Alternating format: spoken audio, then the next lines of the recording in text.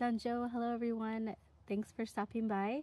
I will be joining in a little late to the party with Abby from the Rooted in Rest and Jessica from the Waldock Way.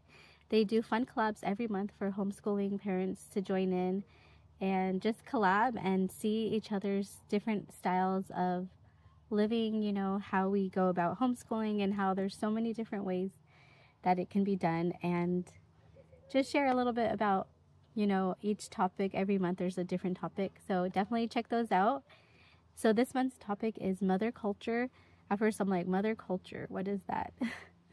So after a quick web search, I'm like, okay, it's pretty much how to grow yourself as a mom or a parent, how to grow yourself and not forget to educate yourself, and like almost like, I don't even want to say self-care, but just doing things you love, and also adding, if there is something you want to learn, like adding that to your day-to-day life as you homeschool. We have so many hats, right? For me, how do I go about mother culture? How do I help myself? First, I have to seek help. So I will definitely include my husband, my children, my family. So my mom and my sister definitely help me. But if I can have a hand, and if they help me, I can do so much more, right? We all have different things that we want to do. Not everyone's gonna love crocheting. It's a big thing right now. My daughters crochet, I don't crochet. They're self-taught, but it's not something like I'm like, oh, let me pick up a crochet hook and just start going. It's just not on my love list right now. Maybe later it will be, but they taught me how to do a chain, so that's good for me. But and my daughter also was telling me, mom, like, this is a great distressor, you should definitely try it. It'll lift your spirits, it's really fun. And she learned all this on her own, and they teach me, my children teach me so much, and I'm so thankful and grateful for them. And so yeah, I'll do like one chain with them, but I'm not like motivated to make a blanket or anything, because that's just not something I'm into right now. I love dancing, so that's something I want to put my heart into. If I can have help and times, divided up between the family and just get that extra hand, then I can do the things that I love. And I think it is important that we don't forget to enjoy the things that we love, whatever it may be. It's just a reminder of doing the things you love and not the things you see on social media and thinking like, oh, I need to be doing this. It's like the hobby, the it thing, it's the fad, It's doing what's in your heart that what makes you happy. And if it's going out there and getting your PhD, if it's going out there and getting your I don't know, your art degree, or just learning art in whatever form it is for you, or maybe there's something new that you love and you want to just jump into it and like learn a new what have you, there's so much things. But I think it's important to remember what you love. Yeah, so any distractions, I will like throw it out, because I know I will get distracted.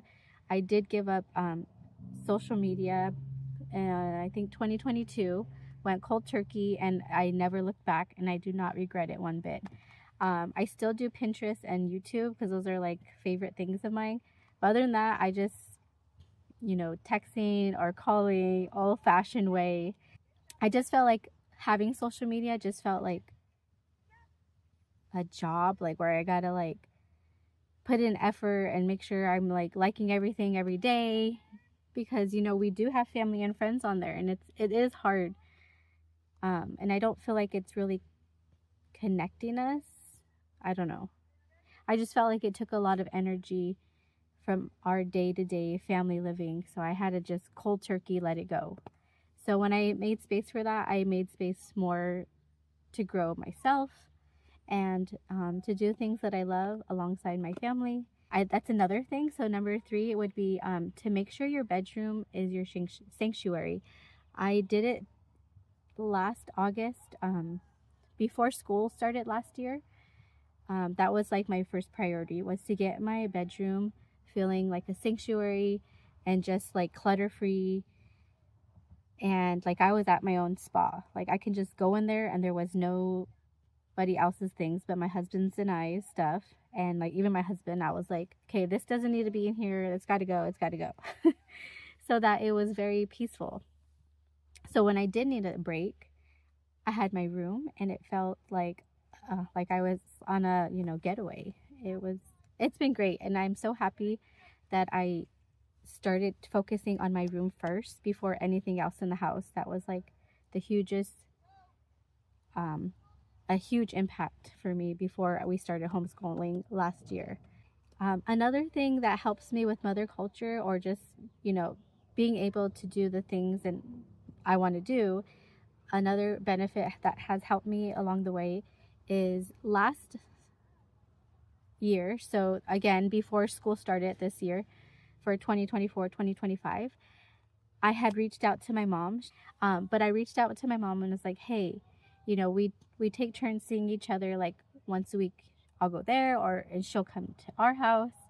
But I just needed the kids to be out of the house for at least a day. And so I found that worked. I wanted to do it every month. My mom suggested that we do it every 2 weeks.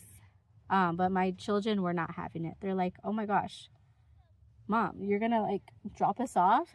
But I think it's important that they know that it's okay.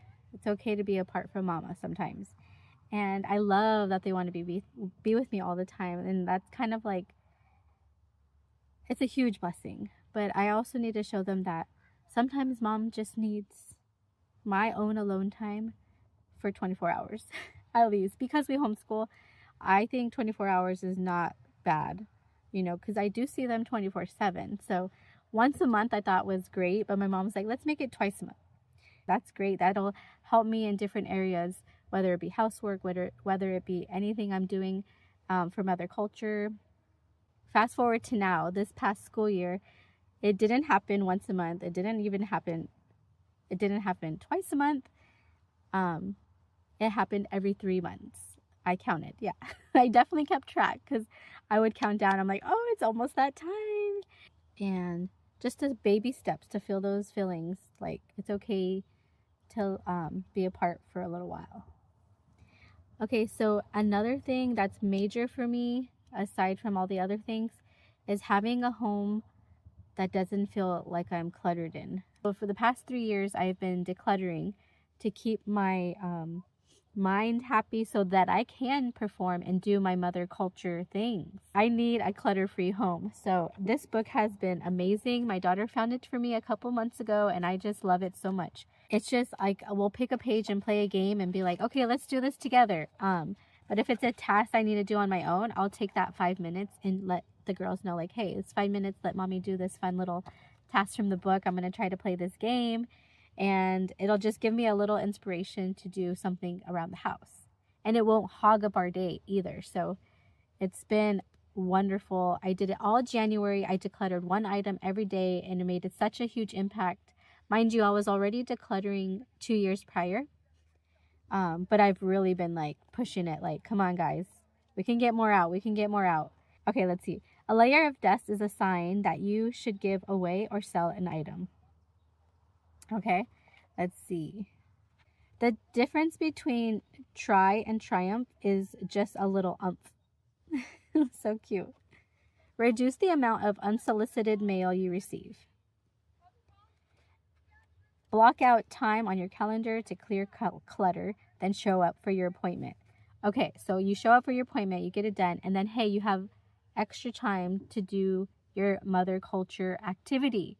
Whatever it may be, maybe you're leaving the house once a week to do a class. You're not going to be so stressed out that your home is feeling overwhelming when you come back from your class. You're going to be, I don't know. For me, I need a clutter-free home, and I've been striving and working on it for quite some time now. And it definitely helps me because then I know I'm not constantly thinking about like, oh, that pile over there, or like, oh, that needs to be dusted. Oh my gosh, why is all this all over the floor? There's no walking space. So it's been great because the less I have to think about that, the more I have time to put into my mother culture activities that I want to do. And I can also enjoy being a home educator for my children and being a better just overall person, because I won't feel all stressed out from everything in the home. And since I homeschool, hence the home, we are home often. Not to say we don't leave the house, but the kids are home with me. So when it's clean time and tidy time, they're with me. They're not at a public school. They're with me. So they're learning along with me. And we have to show our children that it is fun to be an adult, right? Not, especially because we homeschool and they have to see us cleaning. They have to see us prepping food. They have to see us getting ready for ourselves. So it's important to show them that it's fun and it's not daunting, and adulthood is not scary, and we can make it fun. Let's fold the laundry while we watch a show. And so that's what they do. And now it's just a habit. They'll be like, Mom, can I fold the laundry? And put a show on. I'm like, yeah, let's do that. And they have fun with it. Or, maybe listen to a podcast while we wash dishes, and they see me doing that. And so they want to do that. Like, oh, I can listen to my podcast. That's that. Or listen to their audiobook. Tiny little chores they have to do, which is not a lot, but when they see me do it in a fun way, I know it'll motivate them later in life too. Like, hey, oh yeah, I can make this fun. And didn't Mary Poppins say, a little element of fun, something, the job can be done? I don't remember the exact quote, but she's basically saying you can have fun regardless of whatever it is you're doing. Make it fun. So, and that's what I want to show my children. So I don't want to be like, oh my God, I still have to make lunch. Oh my God, I still have to clean. Oh my gosh, oh my gosh, oh my gosh. I'm like, oh, Mama gets to hear my podcast because I'm washing dishes.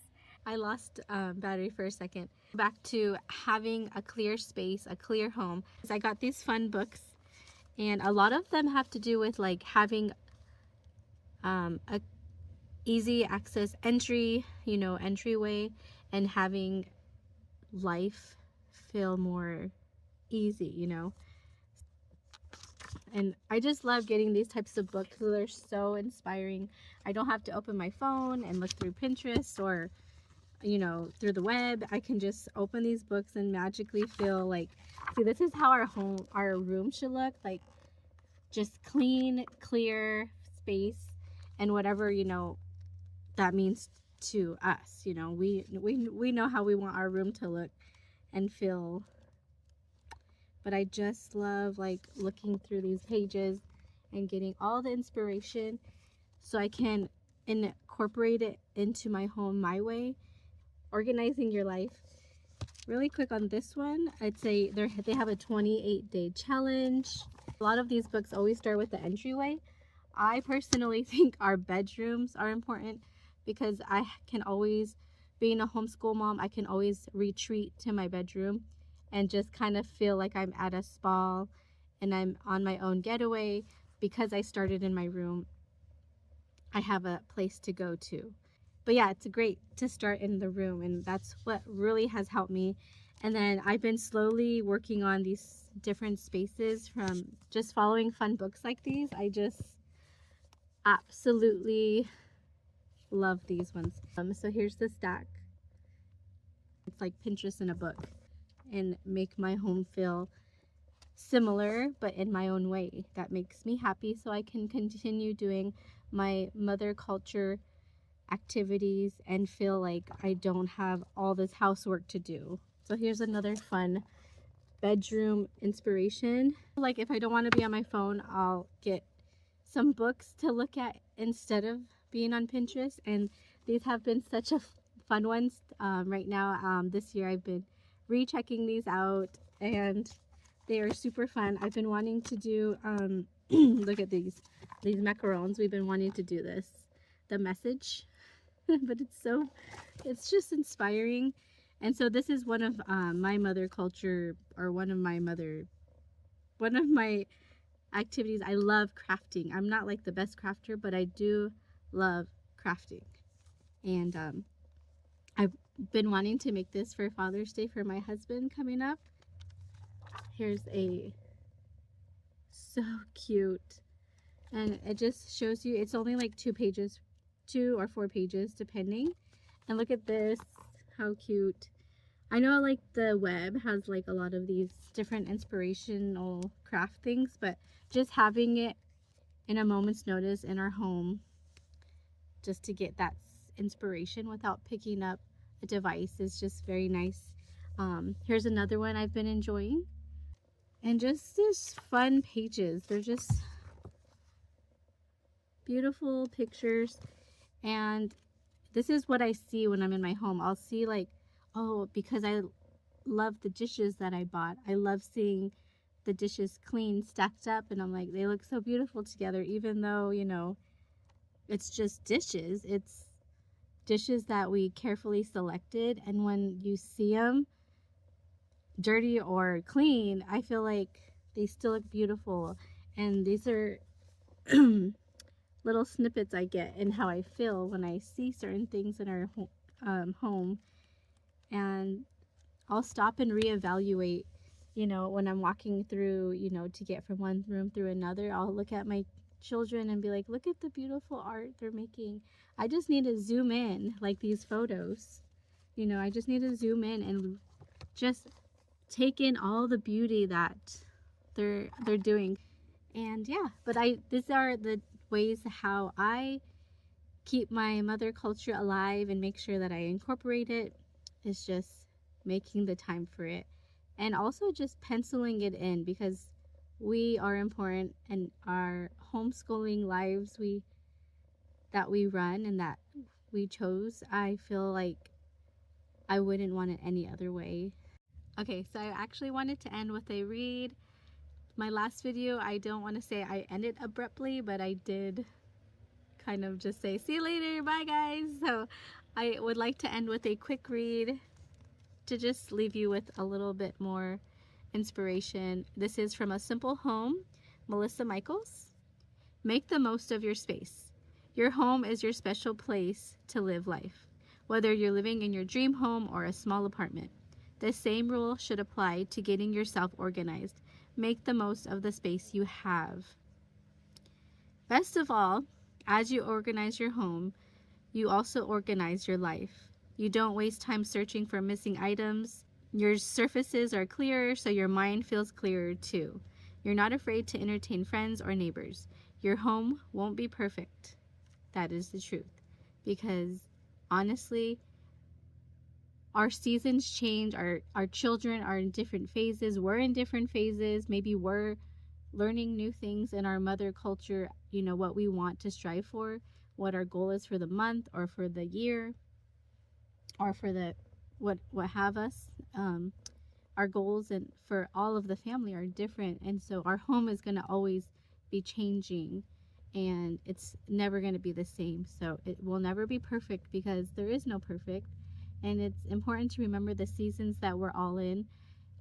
What my home and what I need for my home setup to look like won't be the same for your home, because we're all in different seasons of life. So yeah, perfect is not the point. It will be presentable and comfortable and a place you're proud of to call your own. And she has a tip. You can motivate yourself to further cleaning and decluttering by taking before and after photos of your newly cleaned, organized area. Even if it isn't perfect, progress inspires. And that's so true. I just love looking at like these books, right? And it just motivates me to just, you know, have fun with it. That's all there is to it. And that's the point. And that's another reason why I homeschool my children, is because I want to have fun with them. All right, guys, thanks for hanging out, and we'll see you next.